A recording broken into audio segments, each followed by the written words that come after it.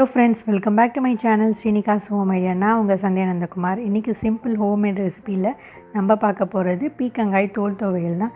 பீக்கங்காயை வச்சு நிறைய கூட்டு பொரியல்லாம் பண்ணியிருப்பீங்க. ஆனால் அந்த தோலை வச்சு ஒரு சூப்பரான ஹெல்த்தியான துவையல் நம்ம பண்ணலாம். ஸோ வாங்க இதை எப்படி செய்யலான்னு பார்க்கலாம். அதுக்கு முன்னாடி என்னோடய வீடியோஸ் எல்லாமே பிடிச்சிருந்தால் லைக் பண்ணுங்கள், ஷேர் பண்ணுங்கள், சப்ஸ்கிரைப் பண்ணுங்கள். பக்கத்தில் இருக்க பெல் ஐக்கானை ப்ரெஸ் பண்ணிங்கன்னா நோட்டிஃபிகேஷனில் வந்துடும். ஸோ இந்த தோலெல்லாம் சீவிட்டு இது எப்படி பண்ணலான்னு பார்க்கலாம்.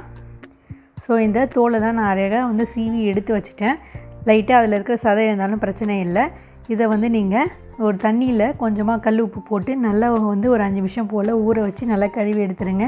ஏன்னா அந்த தோலில் நிறைய பூச்சி மருந்தெல்லாம் அடிச்சிருப்பாங்க. கல் உப்பில் வாஷ் பண்ணிங்கன்னா அந்த பூச்சி மருந்தெல்லாம் அதிலே போயிடும். ஸோ இதை மாதிரி கழுவி எடுத்து ரெடியாக வச்சுக்கோங்க.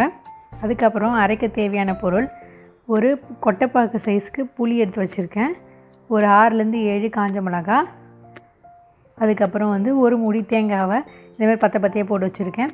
அப்புறம் இந்த ஸ்பூன் அளவுக்கு 2 டேபிள் ஸ்பூன் உளுந்து எடுத்து வச்சுருக்கேன், கல் உப்பு தேவையான அளவுக்கு, அதுக்கப்புறம் ஒரு பூண்டு. ஸோ வாங்க இதை எப்படி செய்யலான்னு பார்க்கலாம். இப்போ ஒரு கடாயில் எண்ணெய் ஊற்றிக்கோங்க. 1 ஸ்பூன் போல் ஊற்றினா போதும். எண்ணெய் சூடானதும் நம்ம உளுந்தை போட்டுட்டு வறுத்து எடுத்துக்கலாம். எப்பயுமே மீடியம் ஃப்ளேம்லேயே வருங்க, ஏன்னா உளுந்து தீயறதுக்கு சான்சஸ் இருக்குது. ஸோ நல்லா உளுந்து வாசனை வந்தோடனே அடுப்பு ஆஃப் பண்ணிவிட்டு இதை ஒரு தட்டில் கொட்டிக்கோங்க. லைட்டாக பொன்னிறமாக வந்தோடனே இதை நிறுத்திடுங்க.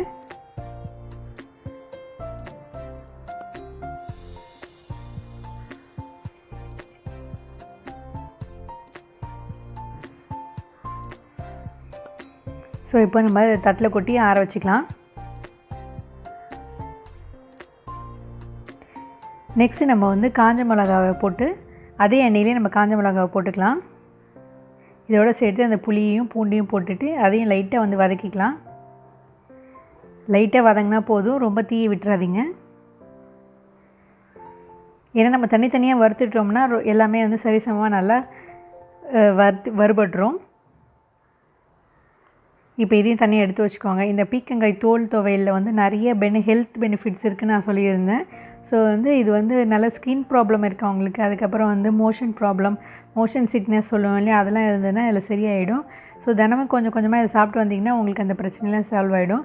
நார்மலாக இந்த தேங்காவெல்லாம் நீங்கள் துருவி கூட நீங்கள் வதக்கலாம். ஆனால் முக்கால்வாசி பேர் இப்படி தான் நீங்கள் தேங்காவை பற்ற போட்டு தான் சட்னிலாம் அரைக்கிறீங்க. ஆனால் நானும் அதே மாதிரி தான் இன்றைக்கி செஞ்சு காட்டுறேன். ஸோ ஃபஸ்ட்டு இந்த மாதிரி தேங்காய் பத்தையெல்லாம் நம்ம லைட்டாக வதக்கிக்கலாம். நான் எண்ணெயை ஊற்றவே இல்லை, இருக்கிற எண்ணெயிலே தான் வதக்குறேன். லைட்டாக வதங்கினா போதும். இப்போ நம்ம இதை எடுத்து வச்சுக்கலாம். நீங்கள் தேங்காவை துருவி கூட வதக்கிக்கலாம். ஆனால் முக்கால்வாசி பேர் இப்படி பண்ணாலும் இந்த மெத்தடை இன்றைக்கி நான் எப்படி செய்கிறதுன்னு காட்டுறேன். அதுக்கப்புறமா கொஞ்சமாக எண்ணெய் ஊற்றிக்கோங்க. இப்போது பீக்கங்காய் தோலை நம்ம வதக்கி எடுத்துக்கலாம். எண்ணெய் சூடானதும் நம்ம பீக்கங்காய் தோலை போட்டுடலாம்.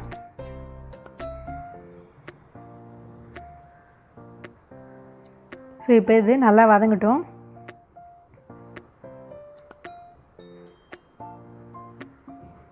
இப்போ இது நல்லா வதங்கிடுச்சு ஓரளவுக்கு.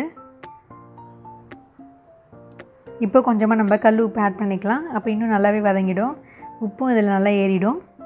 அதுக்கப்புறம் நம்ம துவையில் அரைக்கும் போது தேவையான அளவுக்கு உப்பு சேர்த்துக்கலாம். உப்பு பார்த்துட்டு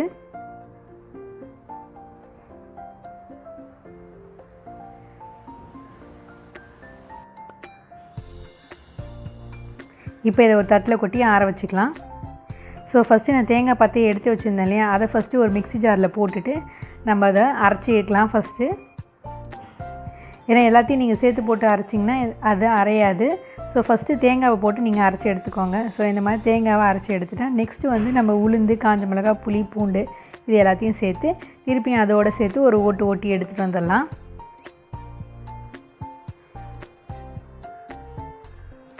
ஸோ இப்போ ஃபுல்லாக நான் எல்லாத்தையும் அரைச்சி எடுத்துகிட்டு வந்துட்டேன். ஸோ இந்த மாதிரி இருக்கிறதுல நம்ம பீக்கங்காயை போட்டுட்டு அதையும் நல்லா அரைச்சிடலாம். கொஞ்சமாக அப்பப்போ தண்ணி தெளித்து இதை அரைச்சி எடுத்துக்கோங்க, நிறைய தண்ணி ஊற்றாதீங்க.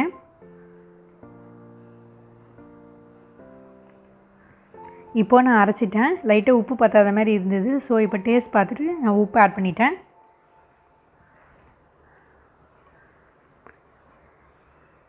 இப்போது நம்ம ஃபுல்லாக அரைச்சி எடுத்தாச்சு.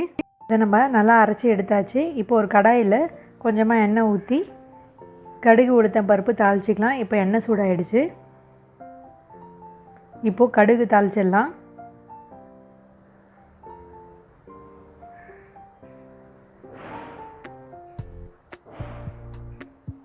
கடுகு தாளித்தோடனே நம்ம பொரிஞ்சிட்டோடனே இப்போ உளுத்தம் பருப்பு சேர்த்துக்கலாம். இதோடு நம்ம கொஞ்சம் பெருங்காயத்தூள் ஆட் பண்ணிக்கலாம். இப்போ இது எல்லாமே நல்லா பொரிஞ்சதுக்கப்புறம் நம்ம அரைச்சி வச்ச அந்த பீர்க்கங்காய் தோல் துவையலை வந்து இதில் போட்டுட்டு கொஞ்சமாக நம்ம வதக்கி எடுத்துக்கலாம்.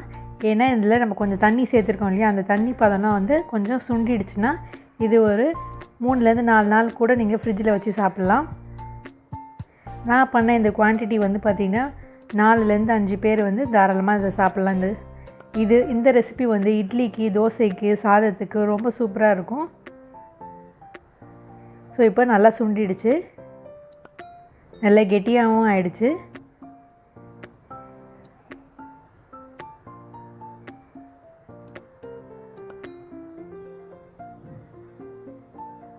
இப்போது இது நல்லா சூப்பராக ரெடி ஆகிடுச்சு ஃப்ரெண்ட்ஸ். ஸோ ஈரப்பதம்லாம் நல்லா சுண்டிடுச்சு. இப்போது ஒரு பவுலில் ட்ரான்ஸ்ஃபர் பண்ணிக்கலாம். இந்த ரெசிபி உங்களுக்கு பிடிச்சிருந்தா கண்டிப்பாக ட்ரை பண்ணி பாருங்கள். கமெண்ட் செக்ஷனில் எனக்கு கமெண்ட் பண்ணுங்கள். கண்டிப்பாக வந்து இந்த ரெசிபி உங்களுக்கு எல்லாருக்குமே பிடிச்சிருக்குன்னு நான் நினைக்கிறேன் ஃப்ரெண்ட்ஸ். தேங்க்ஸ் ஃபார் வாட்சிங் மை வீடியோஸ். பாய்.